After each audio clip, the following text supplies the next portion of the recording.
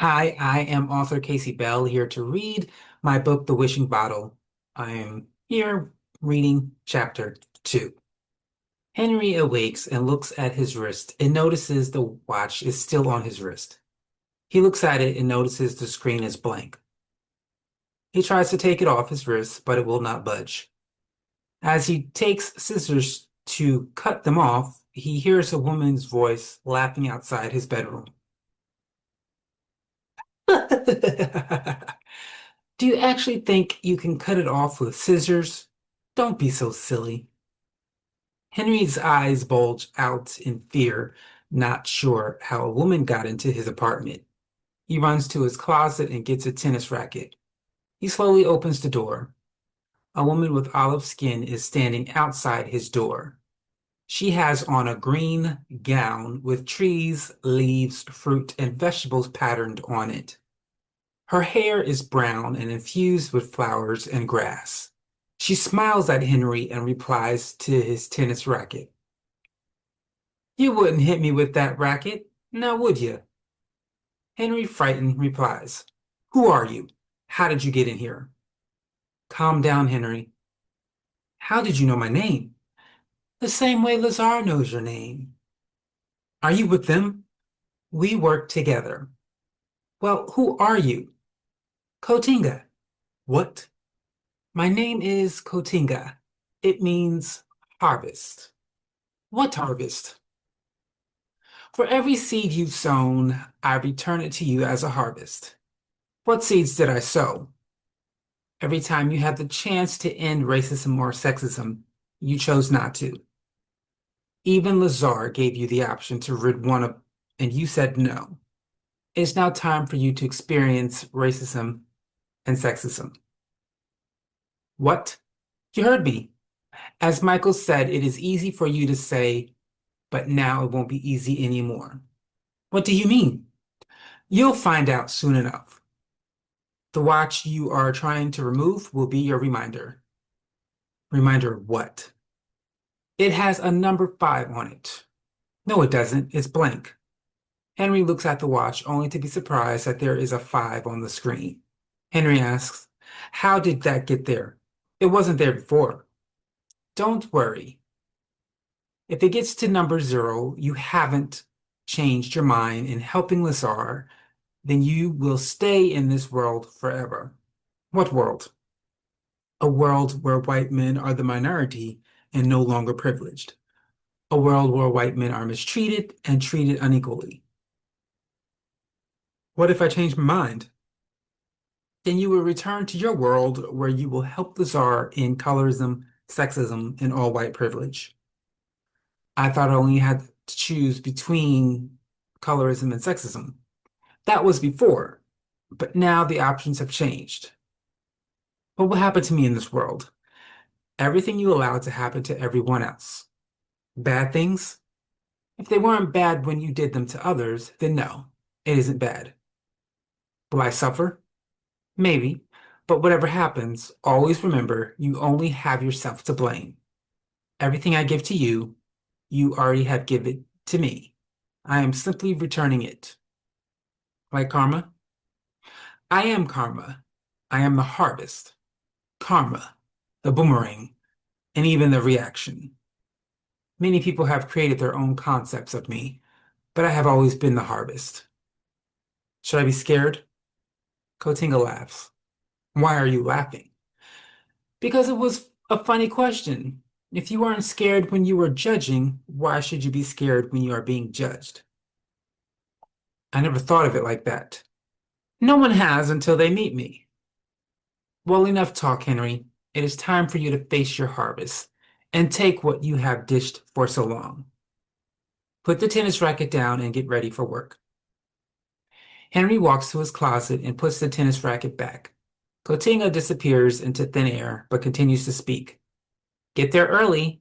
You'll have to wait in line. What line? There's no response. Henry closes the closet door and walks towards the door. When he doesn't see Cotinga, he scratches his head. Henry walks out of his bedroom and into his living room. He searches all through his apartment for Cotinga, but doesn't find a sign of her. Confused, he looks up. What is going on? Henry undresses while walking to his bathroom. He gets into the shower and readies himself for work. Henry walks to work, speaking to himself, asking what fruit he will gain from the seeds he has sown. Confused and bothered while walking, many people are leering at him, but he is too preoccupied to notice. He soon arrives at work and notices a line. That must be the line Cotinga was talking about. Henry notices the line, but also notices many people entering the studio without getting in line. He decides to ignore the line and enter the studio. As he does, a guard stops him. The guard speaks. What do you think you're doing? I'm going to work. I work here. I don't care. Get in line and wait your turn. But I just saw a few people enter without getting in line. Your kind is not permitted to enter without being checked. You know that. It's the law. Now get in line or I will get the police to take you to jail. Henry sighs and then steps away from the guard. He then walks to the end of the line. Someone who works in the studio gets in line behind him. Hey, Henry, what's up? Nothing. Why are we in line? It's the new law, didn't you hear? No. What law? It was signed last month and it started today. It's the GVP law. What are you talking about? The gun violence prevention law. The House and Senate agreed on it. Explain this to me. Where have you been, Henry? Everyone has been talking about it. Not here, apparently. Why do we have to stand in line, and why are only white men in this line? That's the law. All of the mass shootings in schools, movie theaters, churches, workplaces, and marathons were all done by white males. So the GVP law was signed into place to stop any future mass shootings. How so? All white males have to be checked for guns or any other weapons before entering any building. Henry is outraged. Are you serious? Very serious. But this is illegal. It's discrimination. This is considered racial profiling. That's what everyone was protesting. Well, only white men were protesting it, but it didn't work. How did this get passed? There are more white men in the House and Senate than anything else. There used to be, but not anymore. Most of them were voted out. Are you kidding me? Is this a joke?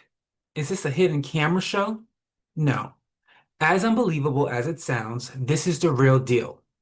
Everywhere we go, we must be checked before entering any building.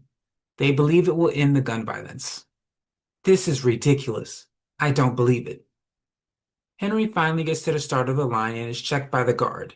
Henry walks into his dressing room and sits at his desk with humiliation. Sharon, the script manager, walks towards him. Hey, Henry. Look this over. This is one of the subjects being discussed today. Henry, ignoring her, interrupts. Can you believe I had to go through that line being checked by the guards like I am some kind of criminal? I have never felt more humiliated in my life. I nearly had to strip naked outside the building just because of my white skin. This is not fair. Sharon responds. America has never been fair. She places the paperwork on his desk and walks away. Henry plops his head on the desk. I have a feeling I'm going to hate this harvest I'm going to reap. Another show is done and Henry leaves the studio. Unlike before, as Henry leaves, he notices a line of white men at every building waiting to be checked for guns and weapons. He then notices every building has two doors. One has a sign over it which reads people of color and females, and the other door sign reads white males. Every door marked white males has a line of white males waiting to be checked by security. He stands, stares, and shakes his head. At one store, he sees security checking a white male no more than 8 years old. He looks perplexed and gets behind a white male and asks, they even have to check boys? Why not only men? Because all of the school shootings were done by white boys. The House and Senate believe if all white men and boys are screened, they don't have to make new gun laws, and they can also end all mass gun shootings. This is ridiculous. I don't have a problem with it. My cousin was shot and killed in a bar by a white man who went on a shooting rampage. Had this been in fact back then, my cousin would still be alive. But this is considered racial profiling. If you didn't care about that when they were doing it to black men, why care now? How do you know I never cared? Did you ever lead a protest or sign a petition? Not exactly. If you didn't stop it or at least try, then that is a sign you didn't care. So you're okay with this procedure being checked before you enter every building. Anything to stop another one of my family members from being killed is fine with me. The man turns back towards the line, waiting patiently for his turn to be screened. Henry leaves the line and continues to walk home. Henry walks into his apartment, puzzled about the new white male screening policy. He turns on the television. A news anchor voice is heard. The president signed the GVP law into place to decrease the gun violence in America without changing the gun laws. Many European American men are outraged with the new law, but in the words of the president, the law is here to stay. Henry responds to the news. This is terrible. Henry turns off the television and turns on his computer. He logs into Twitter, a social media website. As he looks at the feed, he sees a selfie of a black man with a line of white men behind him waiting in line to be screened. With the picture, the black man posted the following message. Finally, white men know what it's like to be discriminated.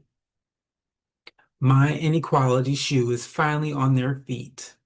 Henry responds, this is un-American. Cotinga's voice is heard, said the hypocrite. Henry turns towards the voice and responds, what do you mean by that? You never cared about injustice in America. There has been injustice in America since 1776. Why now do you speak those words?